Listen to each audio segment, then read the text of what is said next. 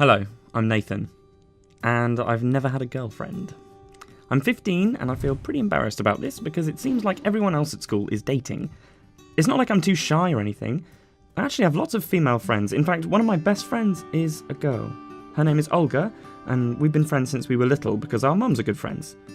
When we were young, I didn't really think about Olga in that way, but in the past year, I've realised I have feelings for her.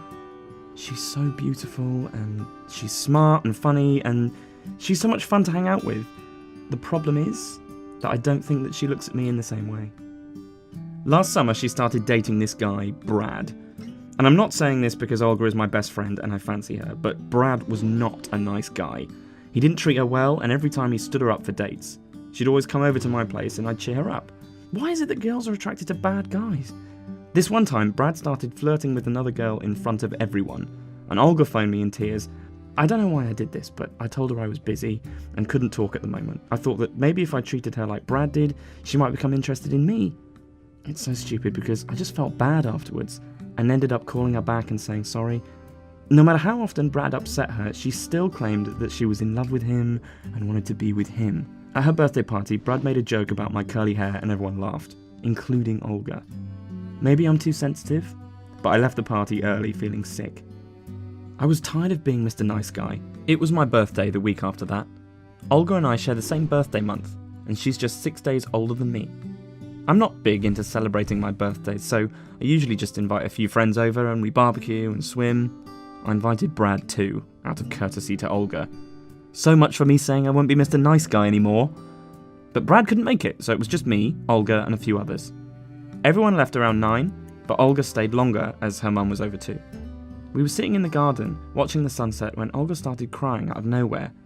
She showed me her phone, and it was a text from Brad saying, "It's over, Olga, I don't want to be with you anymore, I just need to focus on my football, see you around." I couldn't believe he'd just broken up with her over a text message. The nerve of the guy! I wanted to punch him, and yet at the same time, I was secretly happy. I hugged Olga and told her she was better off without him. Her mascara ran onto my t-shirt as we hugged, and I decided I'd never wash it again. Her hair smelled like lavender. What was I thinking? Brad had just broken up with her, and we were best friends. She wouldn't be interested in me at all. But I so badly wanted to kiss her in that moment. It felt like a scene out of a movie, us lying in the garden under the stars, except her heart still belonged to someone else, even if he'd just broken it. The next few days, Olga and I spent more and more time together, but I couldn't help but thinking it was just because she was single now and didn't want to be on her own. She always laughed at my jokes, always replied to my messages straight away, but was that just because we're best friends? A week after Brad had broken up with her, we were scrolling through her Instagram when we spotted a photo of Brad with a girl from a year above us at school. He'd captioned it, "My new squeeze, #Bay, #MyGirlfriend." Olga started crying again, and I grabbed her phone and told her to stop following him and to block him on all social media. I seriously can't believe she'd even cry over a guy like this. She turned to me and said, "Nathan, why can't all guys be like you? You're such a good guy." I wasn't sure if I should take that as a compliment or not, but I felt my face going red.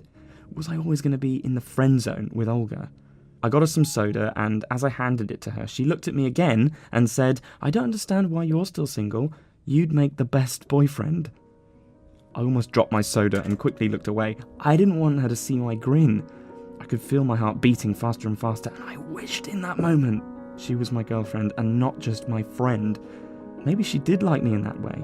Now that Brad was history, would she start to see me as more than just a friend? Please, help me to find the best way to tell Olga the truth of my feelings.